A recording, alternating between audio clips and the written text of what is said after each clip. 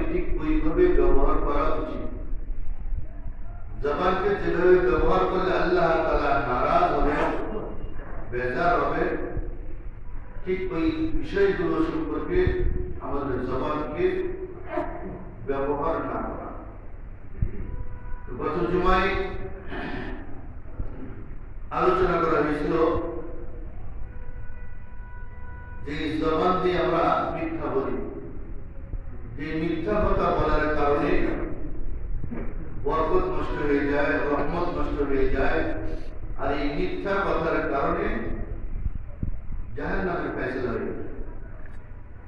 মিথ্যা এমন একটা কবিরা গুনাহ, যে কবিরা গুনাহের কারণে জাহান্নামে যেতে হয়। এই জন্য জবানকে মিথ্যা থেকে পরিহার করা, জবানকে মিথ্যা থেকে হেফাজত করা। আল্লাহ রাসূল সাল্লাল্লাহু আলাইহি ওয়াসাল্লাম বলেন, মান ইয়াজমান লি মা বাইনা লিহিহি ওয়া মা বাইনা রিজলিহি আজমান লাহু জান্নাহ। আল্লাহর যে বান্দা মা বাইনা লিহিহি, দুই ঠোঁটের মধ্য অংশ অর্থাৎ তার জবানকে যে হেফাজত করবে, হেফাজতের জিম্মাদারি নেবে, ওয়া মা বাইনা রিজলিহি, দুগুলোর মধ্য অংশকে হেফাজতের জিম্মাদারি নেবে, আজমান লাহুল জান্নাহ। আল্লাহ রাসূল সাল্লাল্লাহু আলাইহি ওয়াসাল্লাম বলেন, আল্লাহর সেই বান্দার জান্নাতে যাওয়ার জন্য আমি জিম্মাদার। জবানকে যে হেফাজত করবে, তা আল্লাহ রাসূল সাল্লাল্লাহু আলাইহি ওয়াসাল্লাম তার ব্যাপারে বলেন, এই জবানের হেফাজতের জিম্মাদারি নেওয়ার অর্থ জবানকে সে যথাযথভাবে কন্ট্রোল করবে। জবানকে যেই কাজে ব্যবহার করে আল্লাহ তাআলা খুশি হবেন, ঠিক ওই কাজে ব্যবহার করা। জবানকে যেই কাজে ব্যবহার করলে আল্লাহ তাআলা নারাজ হবে, ওই কাজ থেকে জবানকে হেফাজত করা। ঠিক এইরকম ভাবে যখন জিম্মাদারি নেবে, আজমান লাহুল জান্নাহ, আল্লাহ রাসূল বলেন জান্নাতে পৌঁছার জন্য জিম্মাদারি নেওয়া। যদিও দেখা যায় আমাদের জবানটা ছোট, কথা বললেই বের হয়ে যাচ্ছে, যে কথাটা আমি বের করছি এই কথা তো আল্লাহ তাআলা বিচার করবে। আমি এই জবান দিয়ে যাই বলি সবগুলো আমার রেকর্ড হয়ে যায়। ভালো বলছি না মন্দ বলছি, সত্য বলছি না মিথ্যা বলছি, না অনর্থ কথা বলছি, গালি গালাজ করছি, এই জবান দিয়ে আমি যা কিছু করবো সবগুলো রেকর্ড হয়ে যায়। কাল কিয়ামতের দিন আমাকে দেখানো হবে, আমার সামনে সেই দপ্তর খুলিয়ে দেওয়া হবে, তুমি দেখো আমার মত তুমি নিজে যাও। এই জন্য জবানকে হেফাজত করা, জবানের যথাযথভাবে ব্যবহার করা। জবানের যখন হেফাজত হবে, আল্লাহর এই বান্দা এই জবানকে হেফাজত করার কারণে অন্য গুনাহ থেকেও সে হেফাজত থাকবে। আল্লাহ তাআলা তার কালামে ফরমান, ইয়া আইয়ুহাল্লাযীনা আমানু তাকুল্লাহ ওয়া কুলু কাওলান সাদীদা। হে আমার ঈমানদার বান্দাগণ, ইত্তাকুল্লাহ, তোমরা আল্লাহ তাআলাকে ভয় করো।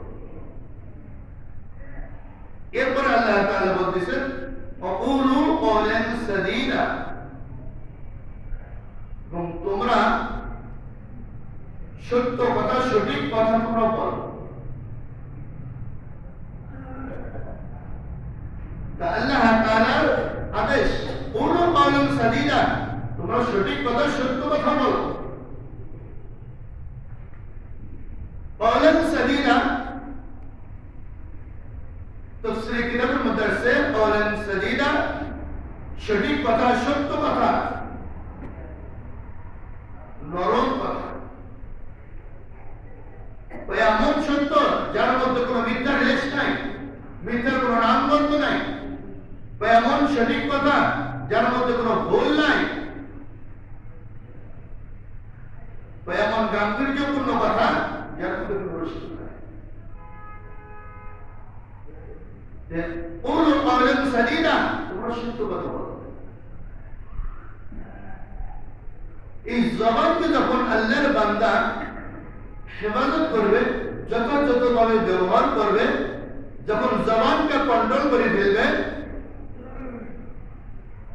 বাকি অন্য অন্য অঙ্গ প্রত্যঙ্গ এই জবান হেফাজত করার কারণে, জবানকে সঠিকভাবে ব্যবহার করার কারণে অন্য অন্য অঙ্গ প্রত্যঙ্গ ঠিক হয়ে যাবে।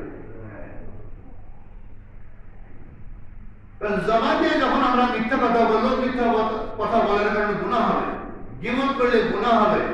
এই মিথ্যা কথা, এই জবান দিয়ে যদি আমরা অপরের সাথে কোনো কথা বলি, দেখা যায় আরো অন্য গুনাহগুলো আমার উপরে চলে যাবে। জবানের পর আমার হাত চলে যাবে, আমার পা চলে যাবে, আমার চোখ যাবে। আর জবানকে যখন আমি যথাযথভাবে হেফাজত করব, তখন আমার চোখ, কান, হাত, পা অন্য অন্য গুনাহ থেকে বিরত থাকে। বলুন কওলান সাদীদা, তোমরা সদা সর্বদা সত্য কথা বলো। আমাদের সমাজে এখন এমন হয়ে গেছে যে সত্যটা আজ আমরা মিথ্যা বলি করেছি। এই কথাটা সঠিক, এই কথাটাকে আমরা বলি মিথ্যা। আর মিথ্যা কথাটা এমন ভাবে বলিয়ে বেড়ায়, এমন ভাবে উপস্থাপন করে, এইটাই সঠিক। এটাই কি সঠিক? আমাদের সামাজিক অবস্থা, আমরা যে যেখানে আছি, এই জায়গাগুলো থেকে এইভাবে বলা হয়।